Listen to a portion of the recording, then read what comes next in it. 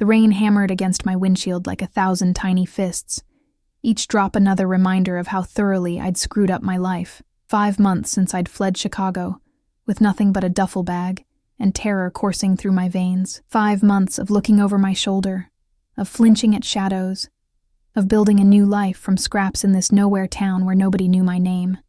I gripped the steering wheel tighter as lightning split the sky, illuminating the deserted parking lot of Mercy General Hospital. The night shift, my shift, was about to begin, and I was already 10 minutes late. My ancient Honda protested as I pulled into a spot far from the staff entrance, the engine wheezing before falling silent. For a moment, I just sat there, listening to the rain and trying to calm my racing heart. "You're safe here, Eliza. He can't find you. Nobody can." The words had become my mantra, repeated in the darkness of sleepless nights and whispered in moments of panic. But they felt hollow now, echoing in the confines of my car as thunder rumbled overhead. I grabbed my bag and made a dash for the entrance, cold rain soaking through my scrubs within seconds. The automatic doors slid open, welcoming me into the fluorescent-lit lobby that smelled of antiseptic and bad coffee. Night shifts in the ER were a special kind of hell, but they paid better, and the chaos kept my mind from wandering to dangerous places, to him. "Nice of you to join us, Walker." Nurse Martinez didn't look up from her computer as I hurried past the reception desk, water dripping from my hair onto the polished floor. "We've got 3 in triage and a drunk tank special in curtain 4. "Sorry, car trouble," I lied, shrugging off my soaked jacket and stuffing it into my locker in the break room.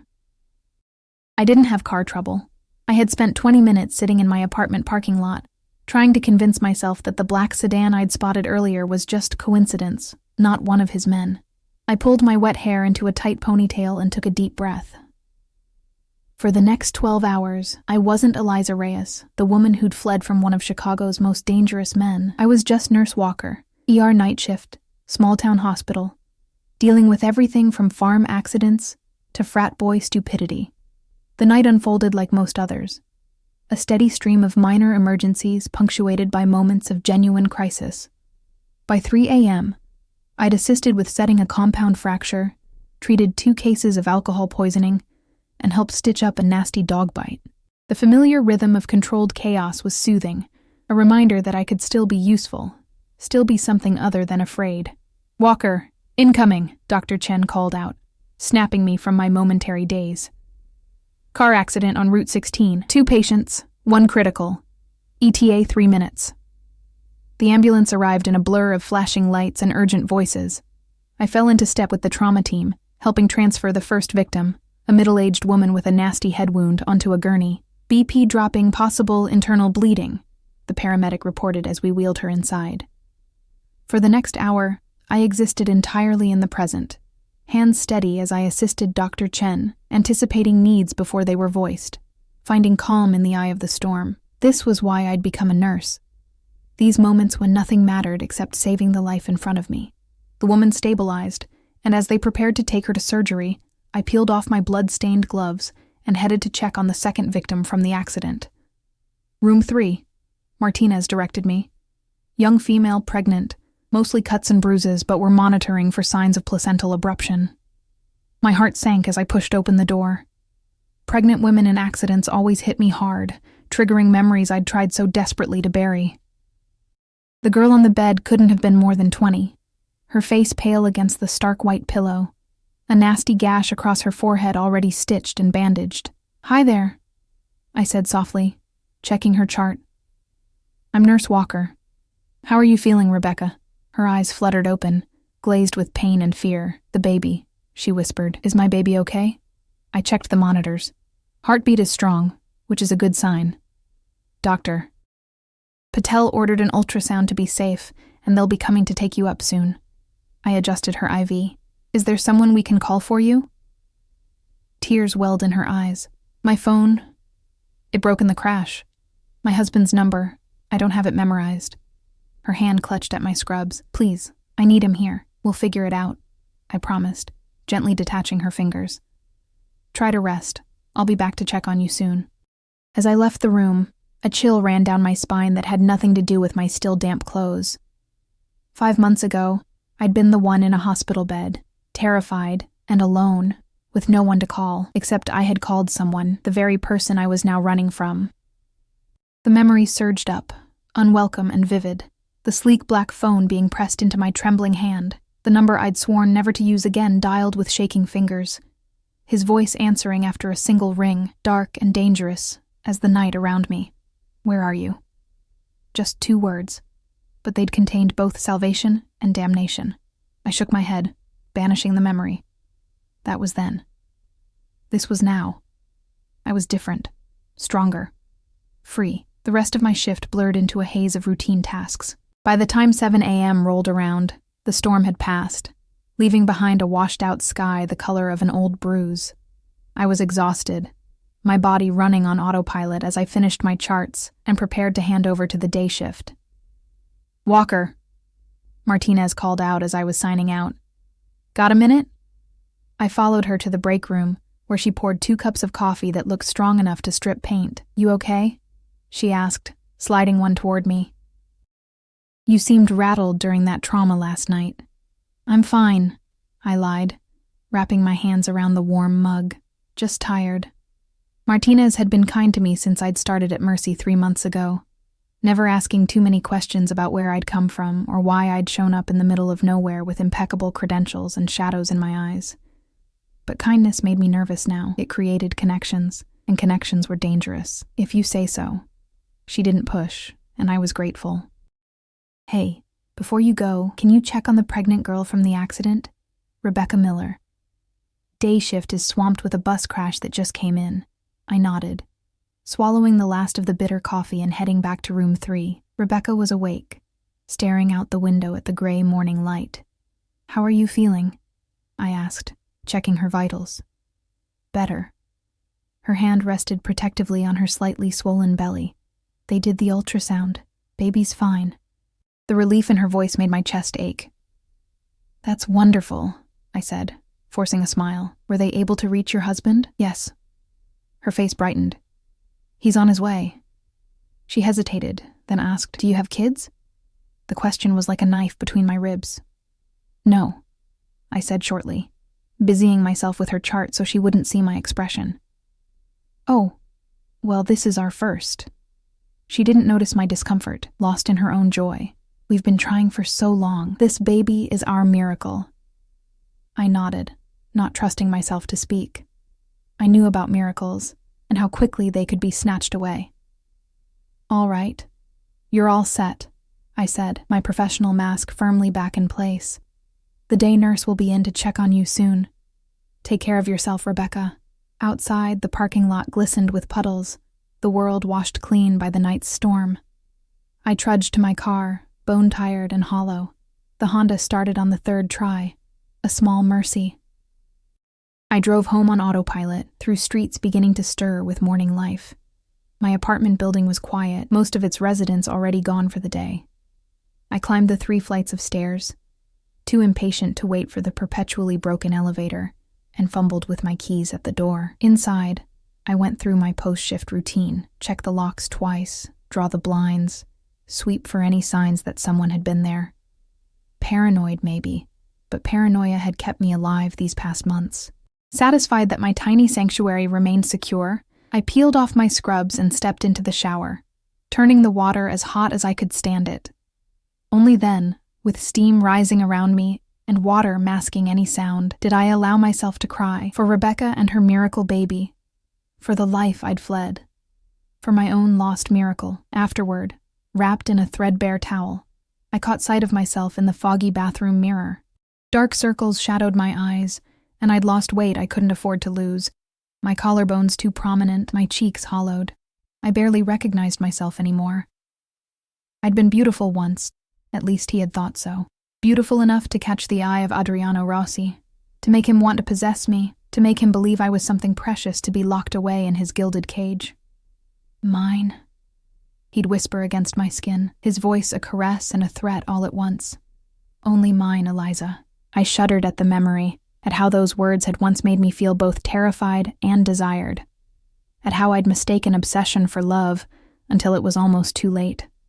Sleep came in fits and starts, haunted by dreams where I was running down endless corridors, his footsteps always just behind me. I woke in the late afternoon, groggy and disoriented, the apartment bathed in amber light. My phone, a cheap burner, replaced every few weeks, buzzed with a text from Martinez. "Miller girl asking for you, says she wants to thank the nurse who was so kind to her last night. You up for a quick visit before your shift?" I stared at the message, torn. Hospital policy discouraged personal connections with patients, but I found myself wanting to know that Rebecca was truly okay, that her miracle remained intact. "We'll stop by," I texted back, already regretting the decision. The hospital was quieter when I arrived an hour early for my shift.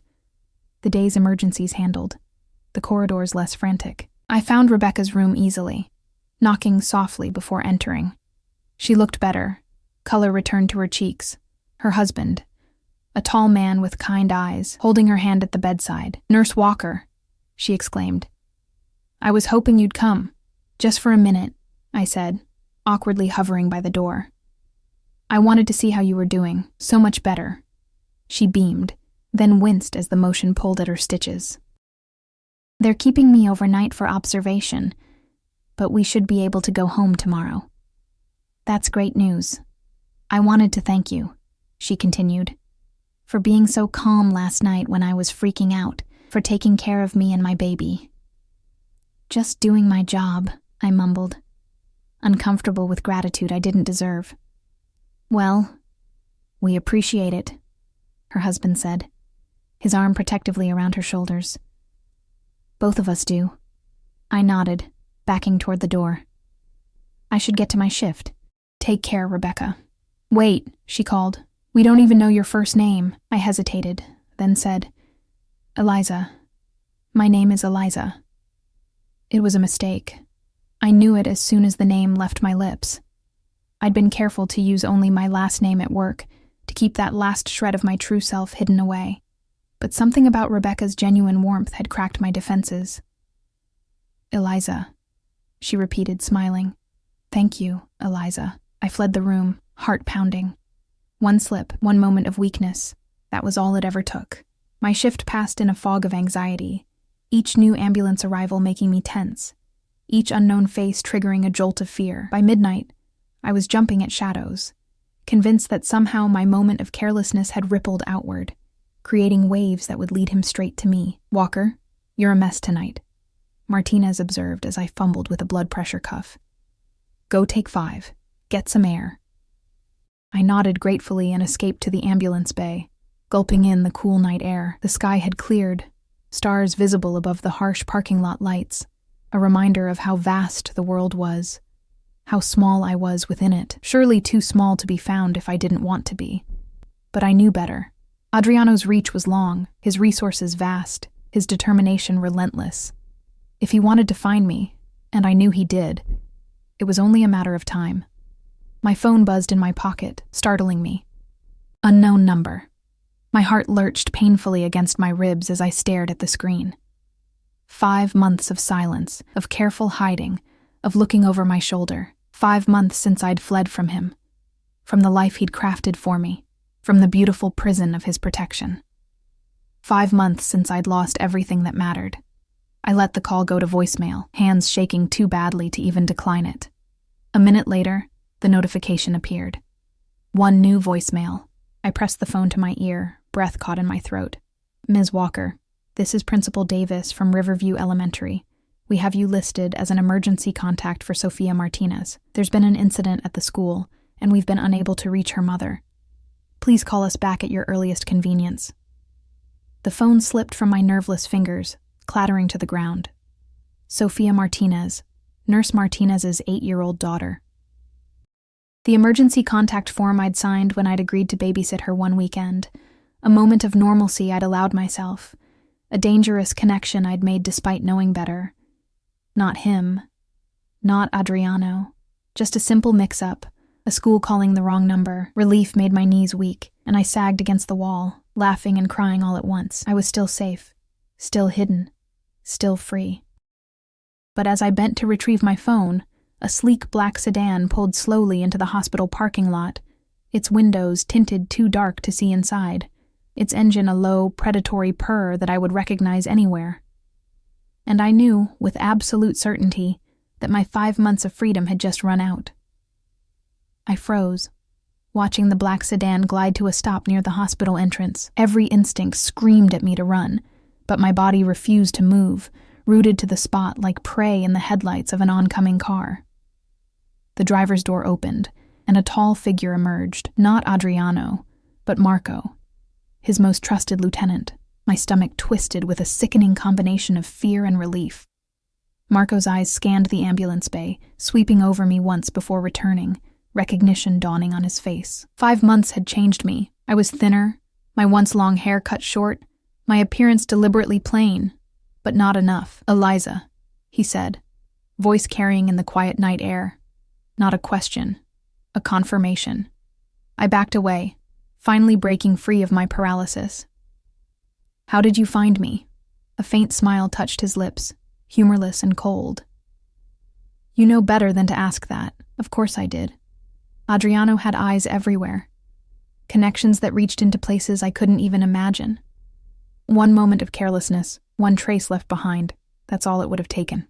"He's not here," Marco continued, glancing back at the car. "But he wants to see you." "No." The word came out as a whisper, then stronger. "No, I'm not going back."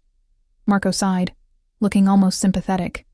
"It's not a request, Eliza. I'm in the middle of my shift. I can't just call in sick, family emergency. Whatever you need to say." He stepped closer, lowering his voice. "Don't make this difficult. You know how it ends." I did know. 5 months ago, I'd seen firsthand what happened to people who defied Adriano Rossi. The memory of blood on marble floors, of screams cut suddenly short, flashed through my mind. "Fine," I said, the fight draining out of me. "Let me tell them I'm leaving, and I need to get my things from inside." Marco nodded, watching me carefully. 10 minutes. Then we go. I walked back into the ER on legs that felt like they belonged to someone else, mind racing. I could run. But where? How far would I get before Adriano's men caught up with me again? I could call the police. But what would I tell them? That my ex-lover, a man I had no proof was connected to organized crime, had sent his driver to pick me up. They'd laugh me out of the station. Martinez looked up from her charts as I approached the nurse's station. "Feel better? You look like you've seen a ghost. I need to leave," I said, struggling to keep my voice steady. "Family emergency." She frowned. "Everything okay?" "No," I answered truthfully. "But I need to handle it. Can you cover for me?" "Of course." Concern creased her forehead. "Do you need anything? A ride somewhere?" I shook my head, throat tight with unshed tears. Martinez had been kind to me, kinder than I deserved. "I'm sorry," was all I could say before heading to the break room to collect my bag. In the bathroom, I stared at my reflection, trying to gather whatever scraps of courage I had left. The woman looking back at me was a stranger, hollow-eyed and afraid, nothing like the confident nurse who saved lives, nor the woman Adriano had once claimed to love. "You can do this," I told myself. "You've survived worse." But had I? The memory of my last night in Chicago rose unbidden, the positive pregnancy test hidden in my pocket, the whispered conversation I'd overheard between Adriano and Marco about the problem that needed to be taken care of, the sickening realization that the problem was the man who'd learned too much about Adriano's business, the man now scheduled for execution. I'd fled that night, terrified not just for myself, but for the tiny life growing inside me, a life that had ended in a sterile emergency room 3 weeks later. Blood and pain and grief beyond anything I'd known before. Adriano didn't know about the baby, didn't know about the loss. Whatever he wanted from me now had nothing to do with that, at least. Marco was waiting precisely where I'd left him, checking his watch as I approached. "Cutting it close," he remarked, opening the car door for me. The interior of the sedan smelled of leather and Adriano's distinctive cologne, a scent that transported me instantly back to Chicago, to his penthouse overlooking the lake, to the life I'd left behind. I slid into the back seat, Marco joining me rather than taking the driver's position. "Anton," he said to the man behind the wheel, "take us to the house." "What house?" I demanded, panic flaring. Where are we going? Not far, Marco assured me, his tone almost gentle. You'll see him soon. The drive passed in tense silence, the city giving way to countryside, darkness broken only by our headlights and the occasional farmhouse in the distance. After about 20 minutes, we turned onto a private road, winding through dense trees before emerging in front of a sprawling lakefront property, lights glowing warmly from within. My heart hammered against my ribs. He's here? In Wisconsin? Marco's expression gave nothing away. He has properties everywhere, Eliza. You know that. The car stopped at the front entrance, a grand doorway flanked by stone columns. Before Marco could open his door, mine was pulled open from the outside, revealing another of Adriano's security men. Paolo, I thought his name was, though I'd never spoken to him directly. Ms. Reyes, he said with a respectful nod. He's waiting for you inside. I stepped out on shaking legs, Marco close behind me. The house was beautiful, of course. Adriano accepted nothing less than perfection in his surroundings. Modern architecture blended with natural elements, glass and stone creating a seamless transition between inside and out, the lake visible beyond floor-to-ceiling windows.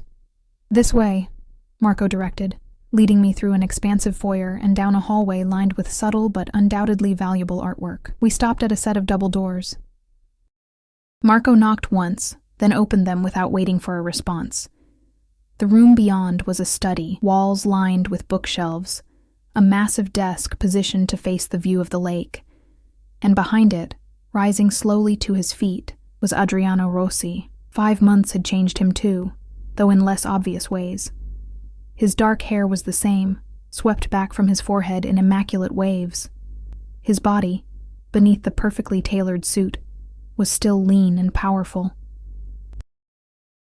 But there was something different in his eyes, something harder, colder. Eliza, he said, my name in his mouth a blend of accusation and caress. At last.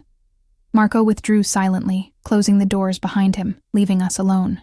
Why am I here, Adriano? I asked, proud that my voice didn't shake. He moved around the desk, approaching with the fluid grace of a predator. You disappeared, he said, stopping a few feet away. No goodbye, no explanation, just gone. His accent, usually so controlled, thickened with emotion. 5 months, Eliza. Do you have any idea what that was like for me? I had to leave, I said, taking an involuntary step back. Why? The single word contained multitudes, anger, confusion, hurt. I swallowed hard. I heard you and Marco talking that night, about Thomas, about how you were going to handle him. A flicker of surprise crossed his face, quickly masked. And you assumed the worst of me. Was I wrong? I challenged, finding a fragment of courage. Was Thomas not executed the next day? Adriano's expression hardened. Thomas was an FBI informant who had infiltrated my organization. He was feeding information to the authorities that would have destroyed everything I've built, put my people in prison, including you, by association. The revelation hit me like a physical blow. What? He was gathering evidence against everyone close to me.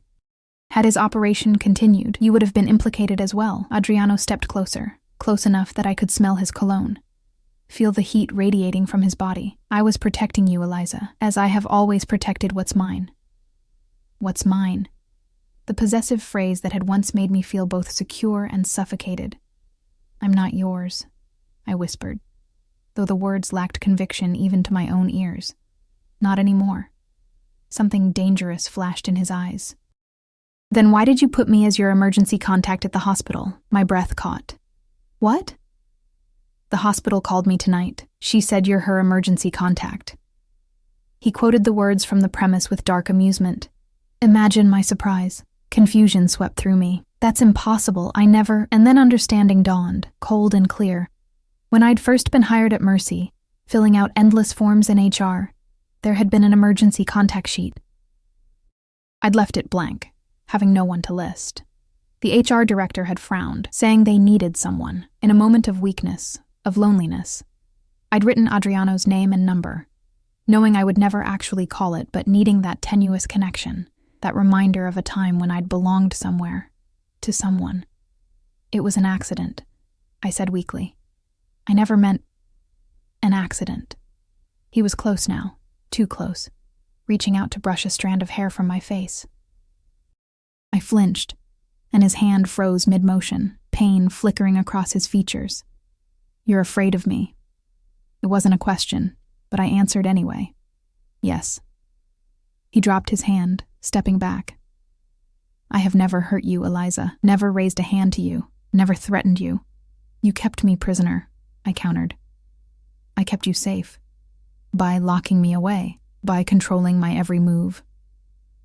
Adriano's jaw tightened. The world I live in is dangerous. The precautions were necessary. My voice cracked. Suffocating. I couldn't breathe, Adriano. I couldn't live like that anymore. For a long moment, he simply looked at me, his expression unreadable. Then, quietly, and now? How are you living now, Eliza? Working night shifts in a small-town hospital, alone, looking over your shoulder constantly, jumping at shadows? The accuracy of his assessment stung. At least I'm free. Are you? He gestured toward the windows, the darkness beyond. Or have you simply exchanged one prison for another of your own making? I had no answer for that, no defense against the truth in his words. Silence stretched between us, filled with unspoken words and memories. I wrapped my arms around myself, suddenly cold despite the warmth of the room. Why did you bring me here, Adriano? I finally asked. To lecture me? To punish me for leaving? Or just to show me that you could find me whenever you wanted? He sighed, moving to a cabinet against the wall. Would you like a drink? No. He poured himself a glass of amber liquid anyway, the crystal decanter catching the light. I brought you here because I needed to see you, he said, his back to me, to understand why you left. I already told you. You told me part of the truth. He turned, fixing me with that penetrating gaze that had always seen too much. There's more. I can feel it. My hand instinctively moved to my abdomen, then dropped away. Some truths were too painful to share, even now. Nothing else matters, I said. I had to get away, and I did. And now... I gestured helplessly. Now what? Are you going to force me to go back to Chicago with you? Lock me up again? Anger flashed across his features. Is that what you think of me? That I would drag you back against your will? Wouldn't you? I challenged. Isn't that why Marco brought me here tonight? Isn't that what all this is about, showing me I can't escape you? Adriano set his untouched drink down with deliberate care. No, Eliza. That's not why you're here. He moved toward his desk, opening a drawer and removing a manila folder. You're here because of this. He slid the folder across the desk toward me. I approached cautiously, as if it might contain something dangerous. Inside were photographs, surveillance images showing a man watching my apartment building, another of the same man following me to the hospital, a third of him speaking with someone in a car outside the grocery store I frequented. Who is he? I asked, dread pooling in my stomach. Vincent Caldera. Adriano's voice was flat. Right hand to Emilio Dante. The name meant nothing to me, but the grim set of Adriano's mouth told me enough. Another businessman? A humorless smile touched his lips. You could say that. Dante and I have competing interests, and this man is following me because you are mine. The possessive pronoun hung in the air between us, and Dante knows that hurting you would hurt me. I stared at the photos, nausea rising in my throat, so I'm still in danger, even after leaving you, even after everything. Yes. Simple, brutal honesty. My world doesn't let go so easily, Eliza. Of either of us. I sank into one of the chairs facing his desk, suddenly exhausted. How long have you known where I was? 3 months? 2 weeks? 4 days? No hesitation, no calculation. He'd been counting. The precision of his answer stunned me. And you just... what? Had me watched? Kept tabs on me from a distance? Yes. Why not contact me? Why wait until now? Adriano joined me, taking the seat beside mine rather than retreating behind his desk. The unexpected proximity made my pulse quicken. Because you needed to be free, he said quietly. You needed to make your own choice. But now Now Dante's men have found you too. His eyes held mine, grave and intense. And unlike me, they won't watch from a distance, won't respect your choices. Fear, cold and familiar, slithered down my spine. What do they want from me? Information about my operations. Leverage against me. His hand moved toward mine, then retreated. Or simply to hurt you because they know it would destroy me. The raw honesty in his voice caught me off guard. In the year I'd spent with Adriano, he'd rarely been so vulnerable, so unguarded. Always the powerful Mafia boss, always in control. This glimpse beneath the armor was disorienting. So what now? I asked, my voice small in the spacious room. Now you have a decision to make. He stood, moving to the window, silhouetted against the darkness outside. You can come back with me to Chicago, where I can protect you properly. Or... He turned, his expression unreadable in the half-light. Or I can arrange for you to disappear completely. New identity, new location. Somewhere not even I could find you. The offer stunned me into silence. He was giving me a choice, a real choice, including the option to vanish even from him. Why would you do that? I finally managed. Let me go completely? Something like pain crossed his features. Because your freedom matters to me, Eliza. Because, he hesitated, then continued more softly, because I love you enough to lose you, if that's what you truly want. The words hit me like a physical blow. In all our time together, through all the possessive gestures and controlling behavior, he had never said those 3 words. Never made himself that vulnerable. You don't even know me anymore, I whispered. He smiled, sad and knowing. I know you still sleep with the light on because darkness frightens you. I know you've lost weight you couldn't afford to lose. I know you're an exceptional nurse who connects with patients despite trying to keep everyone at arm's length. Each accurate observation made me flinch. You've been watching me that closely? I've been making sure you're safe, he corrected. And yes, learning about the life you've built without me. It's barely a life, I admitted, the confession slipping out before I could stop it. I exist. I work. I survive. That's all. It doesn't have to be. I stood abruptly, needing distance from him, from the dangerous temptation he represented. I can't go back to Chicago with you, Adriano. I can't go back to being kept like a pet, a possession. He flinched at my words. Is that how you felt? Yes. No. I ran a hand through my short hair, frustrated. I don't know. Everything was so complicated between us. It still is. He approached slowly, cautiously, like I was a wild animal that might bolt. But it could be different this time. We could be different. How? I demanded. You're still who you are. Your world is still what it is. True, he conceded, but I've learned things too these past 5 months. About what matters. About what I'm willing to change. I wanted to believe him. God help me. I wanted to believe that we could find some middle ground, some way to be together that wouldn't suffocate me. But the memory of those final days in Chicago was too vivid. The increasing restrictions, the bodyguards who never left my side, the growing sense that I was disappearing inside the fortress he'd built around me. I need time, I said finally, to think, to decide. Adriano nodded, though tension remained in the set of his shoulders. Of course, but not here, not alone. Dante's men, I know. The threat was too real to ignore, especially with the evidence in those photographs. Where then? I have a house on the lake, about an hour from here, private, secure. You would have your own space, your own rooms. No pressure, no expectations. He met my eyes directly. Just safety while you consider your options. It was the most reasonable option in an impossible situation. I nodded slowly. Okay, but I need to go back to my apartment first, get some things. Too dangerous, he said immediately. We can purchase whatever you need. I bristled at the familiar, controlling response. Adriano.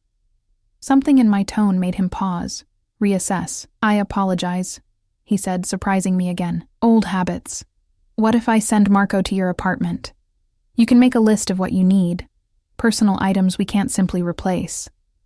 The compromise was unexpected, another sign that perhaps he truly had changed, or was at least trying to. All right, I agreed, and I need to call the hospital. Let them know I won't be coming in for a few days. Of course. The easy acquiescence felt strange, unsettling after the controlling dynamic I'd grown accustomed to. I studied him, trying to reconcile this more reasonable man with the Adriano I'd fled from. What?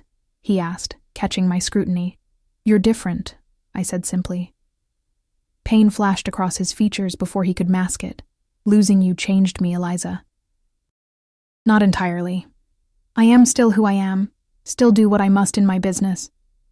But in this, he gestured between us, in how I treat what matters most to me. Yes, I've changed. Before I could respond, a soft knock came at the door. Marco entered without waiting for permission, his expression grave. Sir, we have movement on the perimeter. Northeast corner. Adriano's demeanor shifted instantly, the momentary vulnerability replaced by cold authority. How many? 3 that we can see. Likely more. Dante's men? I asked, fear spiking through me. Adriano's expression confirmed my suspicion. Get the cars ready, he instructed Marco. We're leaving. Now. Marco nodded and withdrew, already speaking rapid instructions into his comm device. Time to go, Adriano said, moving to a painting on the wall and swinging it aside to reveal a safe. He entered a combination and removed a handgun, checking it with practiced efficiency. Adriano? I said, my voice tight with fear. He glanced up, his expression softening slightly. It's a precaution, nothing more. We'll be fine. But I could read the tension in his body, the alert wariness in his eyes. This was more than a precaution. This was danger, immediate and real, following me even after I'd tried so hard to escape it. I'm sorry, I whispered, the guilt overwhelming. This is because of me, because I ran. He crossed to me in 2 quick strides, his free hand cupping my cheek with surprising gentleness. No. This is because of who I am, the enemies I've made. Never think this is your fault. The warmth of his palm against my skin sent a shiver through me, part fear, part something else I wasn't ready to name. For a moment we stood there, suspended in a bubble of fragile connection amid the mounting crisis around us. Then Marco reappeared at the door. Cars are ready. We need to move. Adriano's hand dropped away. Stay close to me, he said. All business now. No matter what happens, stay close. I nodded, unable to form words past the knot of terror in my throat. Whatever freedom I'd thought I'd found these past 5 months had been an illusion. The world Adriano inhabited, the world I'd been pulled into by loving him, had never truly let me go. As we moved toward the door, his hand came to rest at the small of my back, the familiar protective gesture both comforting and confining. Once more, I was caught in Adriano Rossi's orbit, and the gravity was too strong to escape. We moved through the house with urgent efficiency, Adriano's hand guiding me while his eyes constantly scanned our surroundings. Marco led the way, another security man, Anton, I remembered, bringing up the rear. The quiet luxury of the house had transformed into a tense battleground, shadows suddenly menacing. Down these stairs, Marco directed, opening a door to reveal a descending staircase. The tunnel leads directly to the boathouse. Tunnel? I whispered to Adriano. His mouth tightened. I don't build homes without exit strategies, Eliza. Of course he didn't. In his world, danger was always one step behind, enemies constantly circling. It was the reality I'd tried to escape, only to find myself plunged back into it more deeply than before. The tunnel was surprisingly well lit and finished, not the rough concrete passageway I'd expected, but a fully developed corridor with smooth walls and recessed lighting. We moved quickly, the silence broken only by our footsteps and my rapid breathing. Almost there, Adriano murmured, his thumb rubbing small circles at the small of my back. Whether the gesture was meant to comfort me or himself, I couldn't tell. The tunnel ended at a steel door with an electronic keypad. Marco punched in a code, and the door swung open to reveal an expansive boathouse. 2 sleek speedboats were docked inside, engines already humming softly in preparation. Take the second boat, Adriano instructed Marco. Create a diversion heading south. We'll go north to the safe house. Marco nodded, gesturing to Anton to join him. Be careful, boss. Always am. Adriano guided me toward the first boat, helping me step from the dock. "Stay low," he said, pressing me gently into a seat before taking position at the controls. The boat eased out of the boathouse, barely a ripple marking our passage as we emerged onto the dark lake. Behind us, Marco's boat roared to life, speeding south with deliberate noise and wake, lights blazing. Our vessel, by contrast, moved nearly silently, running dark across the smooth water. I huddled in my seat, the night air cold against my skin, adrenaline making me hyper-aware of every sound, every movement. Adriano's profile was sharp against the faint starlight, his attention divided between navigating and scanning the shoreline for threats. "How far?" I asked, my voice barely audible above the soft purr of the engine. 20 minutes, he replied, not looking at me. "The property is secluded, accessible only by water or helicopter. We'll be safe there." Safe. The word had lost all meaning. 5 months of looking over my shoulder, of jumping at shadows, and I'd never truly been safe at all. Not from Adriano, who'd known where I was almost the entire time, and not from his enemies, who had apparently found me too. What if they follow us? The question escaped before I could stop it, fear making my voice shake. Now Adriano did glance at me, his expression softening briefly. They won't.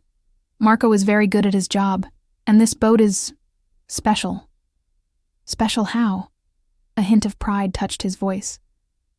Radar-absorbing materials in the hull, electric hybrid engine, thermal masking. To any surveillance, we're practically invisible. Of course, Adriano would have a stealth boat. The absurdity of it almost made me laugh, though the sound that escaped was closer to a sob. His hand left the controls briefly to squeeze mine. "I know this is overwhelming, but I promise you, Eliza, I will keep you safe."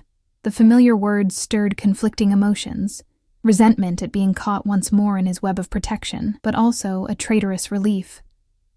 With Adriano, danger was constant, but so was security.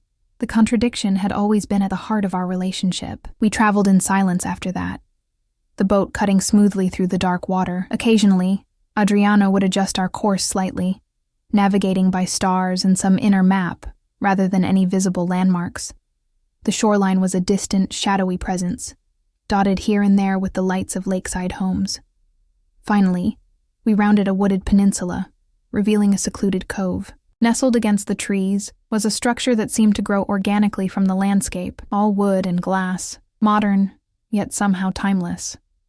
"The safe house," Adriano said unnecessarily, as he guided the boat toward a small private dock. It was beautiful, I had to admit.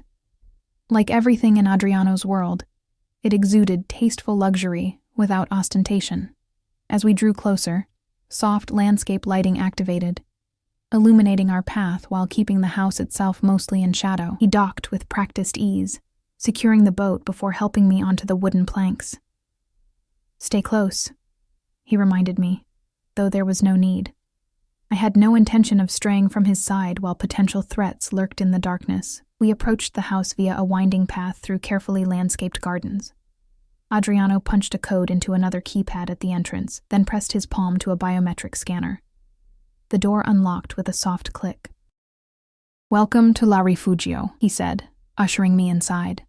"My refuge." The interior was as impressive as the exterior. Open-concept living spaces with soaring ceilings, walls of glass overlooking the lake, minimalist furniture that managed to look both expensive and comfortable. But what struck me most was the personal touch evident everywhere. Books stacked on side tables, a half-finished chess game on a board near the fireplace, a worn leather jacket draped over a chair. This wasn't just another of Adriano's properties. This was somewhere he actually lived. "You come here often," I observed. He nodded, moving through the space with the ease of familiarity, checking security panels and adjusting settings. "When I need peace. When decisions weigh too heavily." He glanced at me.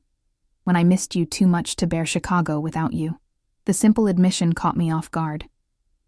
This new honesty of his was disarming, making it harder to maintain the emotional walls I'd built. "Are you hungry?" he asked, changing the subject as he moved toward what I presumed was the kitchen. I realized with surprise that I was.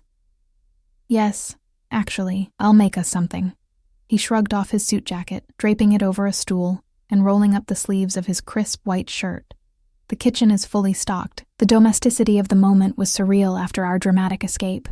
After 5 months of separation, Adriano Rossi, feared Mafia boss, was offering to cook for me in his lakeside hideaway while unknown enemies possibly searched for us.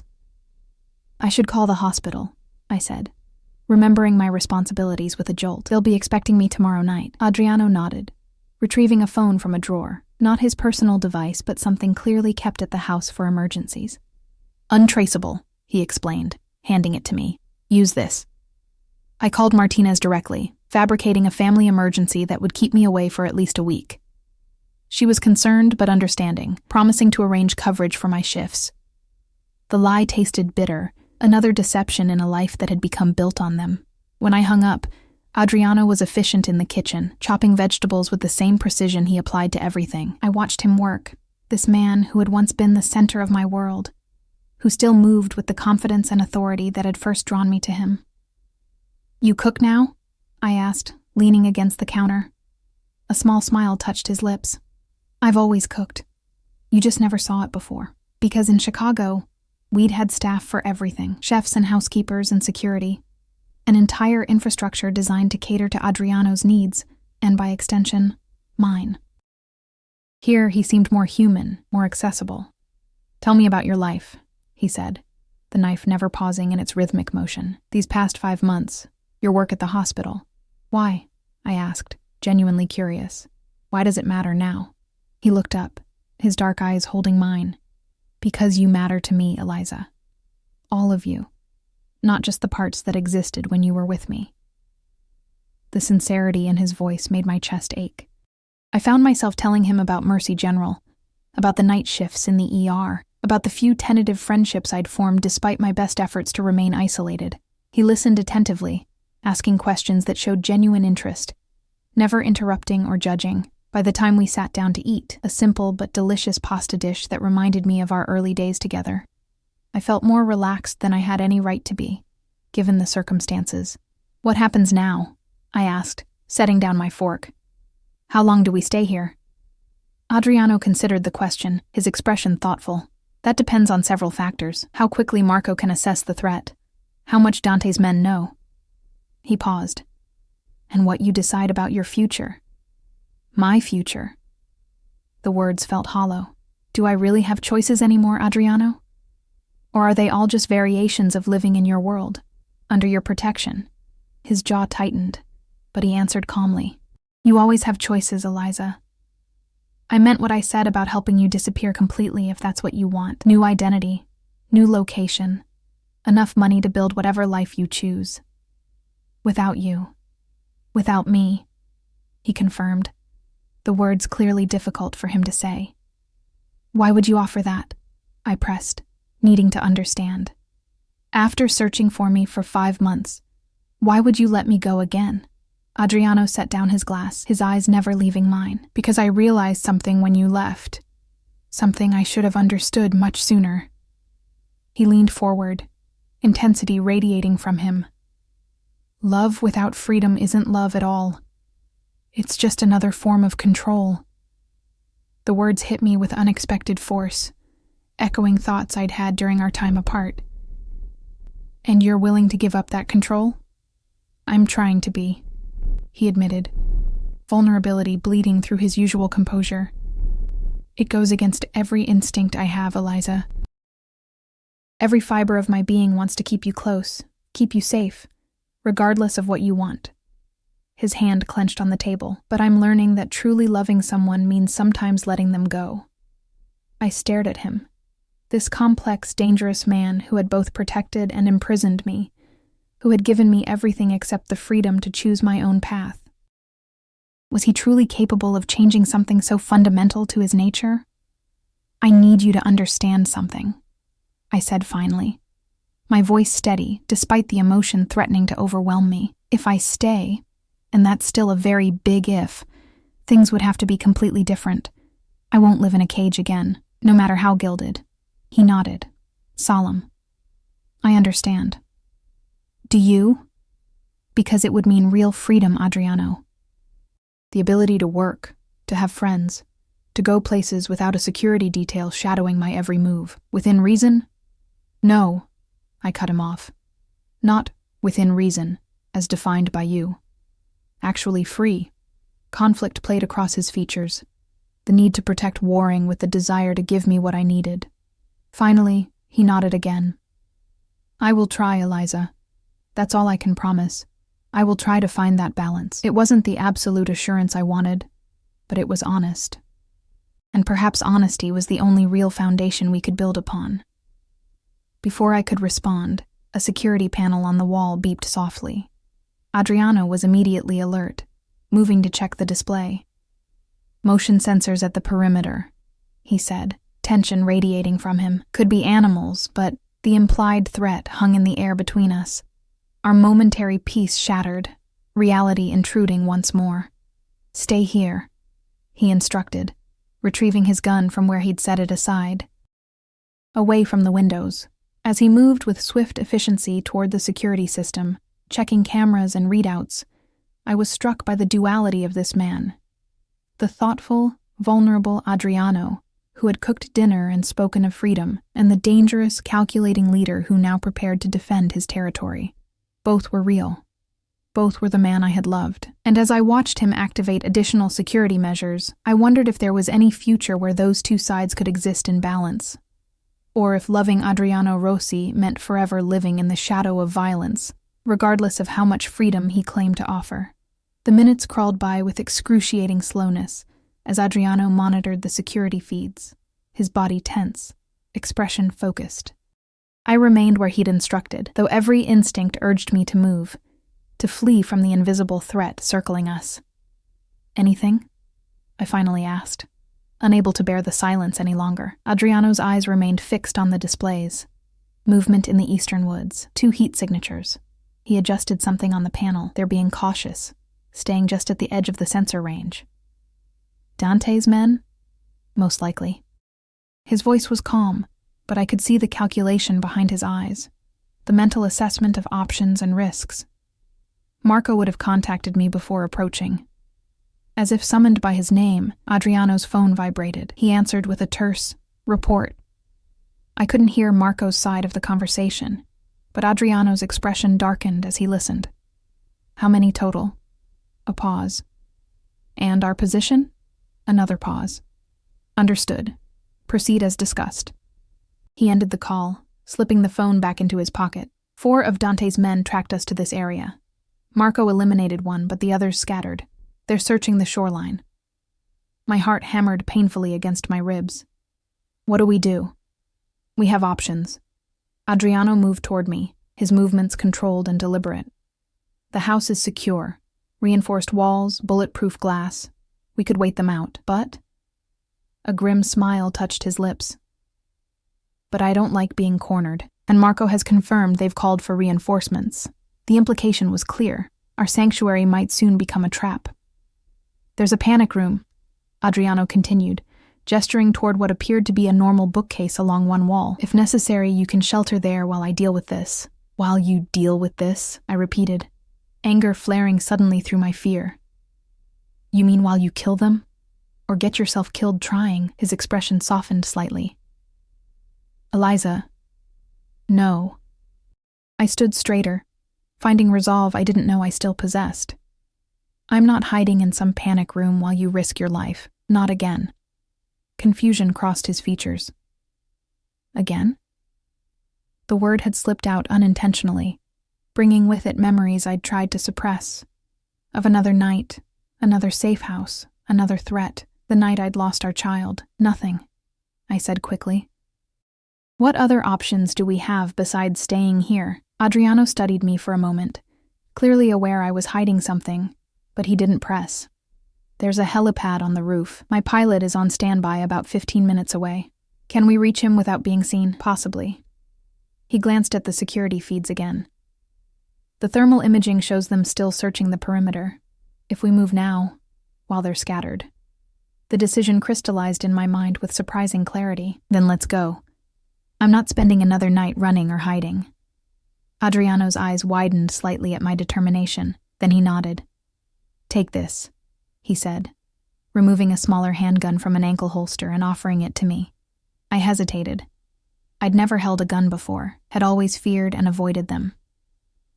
"You don't have to use it," he said gently, "but I'd feel better knowing you have it, just in case we get separated." I took the weapon gingerly, its weight unfamiliar and frightening in my palm. "I wouldn't even know how. Safety's here." He showed me quickly. "Point and pull the trigger. That's all you need to know right now." He moved to a closet, retrieving a black jacket which he draped around my shoulders. "It's cold on the roof, and dark clothing will help us stay hidden." The practical concern touched me unexpectedly. Even now, with danger closing in, he thought of my comfort. "Ready?" he asked, checking his own weapon one last time. I wasn't ready. Not for this night, not for the choices that lay ahead, not for the truths still unspoken between us. But I nodded anyway. Adriano led me up a spiral staircase to the second level, then through what appeared to be a master bedroom. A skylight in the ceiling slid open at his command, revealing a retractable ladder. "I'll go first," he said, holstering his gun to climb. "Stay close behind me." The roof was flat and dark, surrounded by a low parapet. The helipad was marked with dim lights that activated as we approached, barely visible unless you were looking directly at them. Adriano immediately moved to a control panel, pressing a sequence of buttons before speaking quietly into a comm device. "Hector, we need extraction. Now." I heard the tinny response through the speaker. "On my way, boss. ETA 12 minutes. 12 minutes. An eternity when every second exposed us further to the danger below. I moved to the edge of the roof, peering cautiously over the parapet. The property was shrouded in darkness, the landscaping lights extinguished when the security system detected the intruders. The lake stretched out before us, a vast expanse of blackness broken only by distant pinpricks of light from homes on the far shore. "See anything?" Adriano asked, coming to stand beside me. I shook my head. "It's too dark." "Good. That works in our favor." His hand found mine in the darkness, warm and steadying. "Hector will approach from the lakeside. Minimal lights. We'll be away before they even realize we've left." The confidence in his voice was reassuring, but I couldn't shake the feeling that we were still missing something, that the trap was closing around us in ways we couldn't yet see. "Adriano," I said quietly, "if something happens—" "Nothing will happen," he interrupted, his grip on my hand tightening. "We'll be in Chicago by morning, but if it does," I persisted, needing to say this while I had the chance, "I need you to know that I didn't leave because I stopped loving you." The admission hung between us, delicate and dangerous. I couldn't see his expression clearly in the darkness, but I felt the tension in his body, the slight intake of breath. "Then why?" he asked, his voice rough with emotion. "Why run from me, Eliza? Why not talk to me? Tell me what was wrong." The moment for complete honesty had arrived, unavoidable now. "Because I was pregnant," I said, the words falling like stones into still water. "And I was afraid." Adriano went utterly still beside me. "Pregnant," he repeated, the single word laden with shock, confusion, and something else, a terrible dawning understanding. "When—" 5 months ago, when I left." I swallowed hard, forcing myself to continue. "I found out that morning. And then that night, I overheard you and Marco talking about Tomas, about eliminating him because he was a threat. And I thought, you thought I would harm my own child?" The hurt in his voice was palpable. "No, not intentionally. But your world, Adriano, I couldn't bring a child into that, into danger and violence and constant fear." He was silent for so long that I wondered if he would respond at all. When he finally spoke, his voice was carefully controlled. "The baby, where is it now?" The question I'd dreaded, the truth I'd carried alone for 5 months. "There is no baby," I whispered, tears burning behind my eyes. "I lost it, 3 weeks after I left." "How?" The word was barely audible. I closed my eyes, the memories washing over me in a painful wave. I was staying in a motel, trying to figure out my next move. Men broke in. I thought they were your men at first, looking for me. But they weren't. My voice faltered. They were Dante's men. They didn't know about the pregnancy, but they were rough. By the time I got to a hospital, Adriano's arm came around me, pulling me against him with careful gentleness, as if I might shatter. "Why didn't you call me?" he asked, his voice thick with emotion. "After the hospital, why didn't you reach out?" "I was ashamed," I admitted, "and still afraid. I thought if you knew about the baby, knew I'd lost it, you'd either blame me or pity me. I couldn't bear either." His other hand came up to cradle my face, thumb brushing away tears I hadn't realized were falling. "It wasn't your fault, Eliza. None of it. Not Tomas, not the baby, not Dante's men finding you. I should have protected you better. I should have been more open, made you feel safe enough to come to me with your fears. The absolution I hadn't known I needed washed over me, easing a burden I'd carried alone for too long." I leaned into him, allowing myself this moment of vulnerability, of connection. The distant sound of helicopter blades broke the silence, growing steadily closer, our extraction approaching. "We need to be ready," Adriano said, though he made no move to release me. "I know." But still we stood there, locked in an embrace that felt like both an ending and a beginning. The truth finally laid bare between us. A sudden flash of light from below shattered the moment, a powerful beam sweeping across the property, illuminating the house. "They've brought reinforcements," Adriano said grimly, finally pulling away, faster than expected. The helicopter was now visible, a dark shape against the night sky, approaching rapidly from the direction of the lake, but the searchlight from below had seen it too. The beam now tracking its approach. "They'll try to prevent the landing," Adriano said, drawing his weapon. "We need to provide cover." Before I could respond, the sharp crack of gunfire erupted from below. Adriano pushed me down behind the parapet, shielding me with his body as bullets pinged against the roof's edge. "Hector!" he shouted into his comm device. "Abort landing! Too hot! Circle and wait for my signal." The helicopter veered away, disappearing into the night sky. Our escape route gone. "What now?" I asked, the gun clutched uselessly in my hand. Adriano's expression was grim but determined. "Now we fight." The next minutes passed in a blur of chaos and fear. Adriano returned fire strategically, forcing Dante's men to take cover, buying us precious time. I remained crouched behind the parapet, heart pounding so loudly I was sure they could hear it below. "Marco's coming," Adriano said suddenly, pressing a hand to his earpiece. 3 minutes out with reinforcements." Hope flared briefly, only to be extinguished as the gunfire intensified, multiple weapons now firing from different positions around the house. "They're trying to pin us down until their main force arrives," Adriano explained, his voice eerily calm as he reloaded. "We need to move." "Where? We're trapped up here." "Not quite." He pointed to a section of the roof I hadn't noticed before. "Emergency repelling equipment. We can descend on the lakeside, reach the boat." The idea of dangling from the roof on a rope while bullets flew around us seemed insane, but no more insane than remaining where we were, waiting for Dante's men to overwhelm us. "Okay," I agreed, my voice steadier than I felt. "Show me what to do." Adriano quickly explained the rappelling harness, helping me into it with efficient movements. His hands were warm and sure against me, grounding me in the midst of chaos. "I'll go first," he said, securing his own harness. "Once I'm down, follow exactly as I showed you. I'll be right below to help." I nodded, terror and determination warring within me. As he prepared to swing over the edge, I grabbed his arm. "Adriano." He paused, looking back at me with a question in his eyes. "I still love you," I said simply.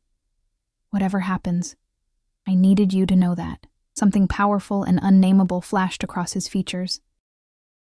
He pulled me to him in one swift movement, his mouth finding mine in a kiss that contained every word we hadn't said, every emotion we'd suppressed. When he pulled away, his eyes held mine with fierce intensity. "We're going to survive this, Eliza. And then we're going to build something new, something better. Together." For the first time in 5 months, I believed in a future beyond mere survival. A future that might include both love and freedom, danger and joy. A future with Adriano, not as his possession, but as his partner.